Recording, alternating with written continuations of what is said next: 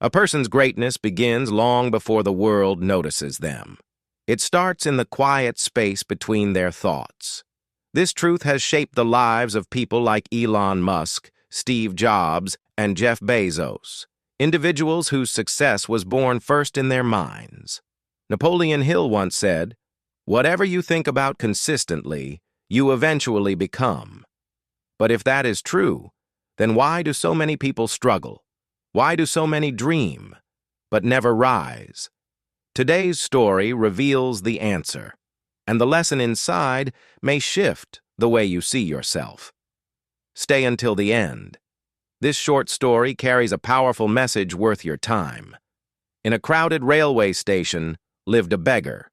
Day after day, he survived by asking passengers for spare change as they rushed toward their trains.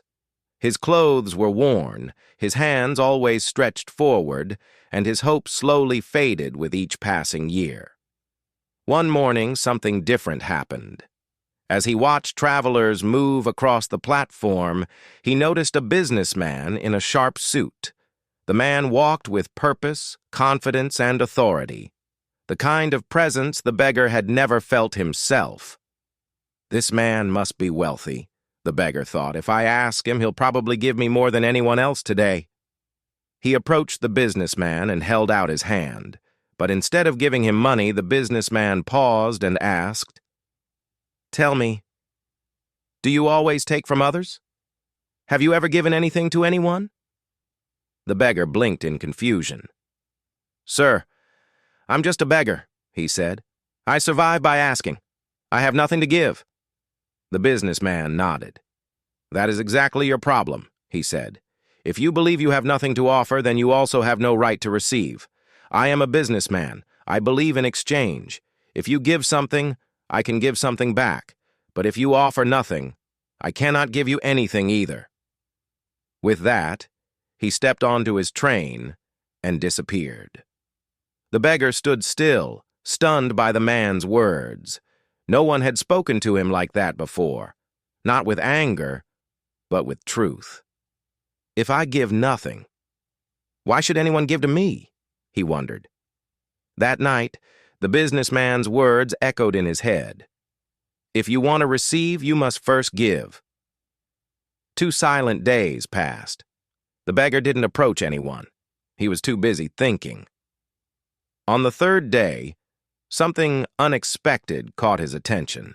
Near the edge of the tracks, he noticed a patch of small, colorful wildflowers swaying gently in the wind. And then, an idea. What if I offer people something instead of only taking? What if I give a flower in return every time someone gives me money? With new determination, he picked several flowers and returned to his usual spot. When someone dropped a coin into his hand, he smiled genuinely and offered a flower.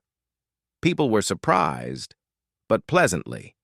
Some smiled, some thanked him, some gave more than usual. He watched their reactions closely and soon noticed something interesting.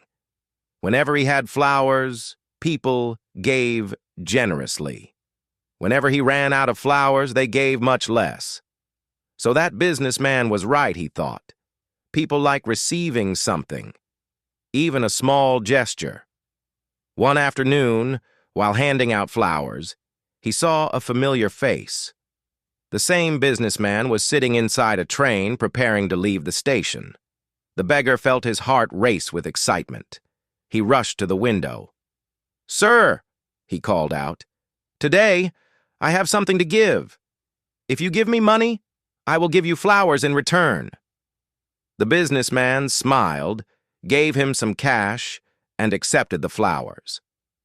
"You've learned the meaning of exchange," he said. "Today you are no longer just a beggar, you've become a businessman." The train pulled away, leaving the beggar frozen in place, not out of fear, but out of realization. A businessman. Me? That night, the words replayed in his head until clarity hit him like lightning. People aren't giving me money out of pity. They're paying for the flowers I offer. That means I'm running a business. With courage blooming in his heart, he made a decision that would change everything. He left the station and never returned as a beggar again. 6 months later, at the same railway station, two well-dressed men met. They exchanged a polite handshake, but one man stared at the other with curiosity. "Forgive me," he said, "but do I know you from somewhere?" The other man smiled. "Yes, we met twice before, right here." The businessman frowned, trying to recall the memory, until realization struck.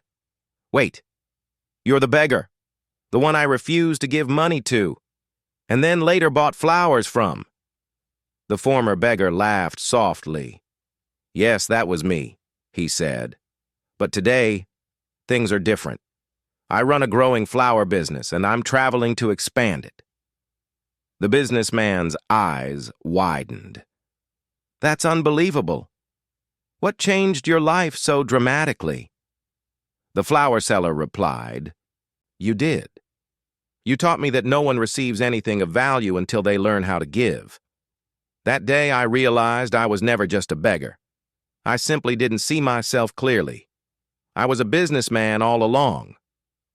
The two men shook hands again, but this time as equals, before walking toward their trains, each headed for a different future.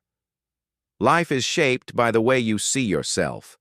If you believe you are small, you will remain small. But when you recognize your potential, the world begins to shift. Your thoughts create your future. Change them, and everything else will follow. If this story inspired you, give it a like, share your thoughts in the comments, and send it to someone who needs motivation today. See you in the next story.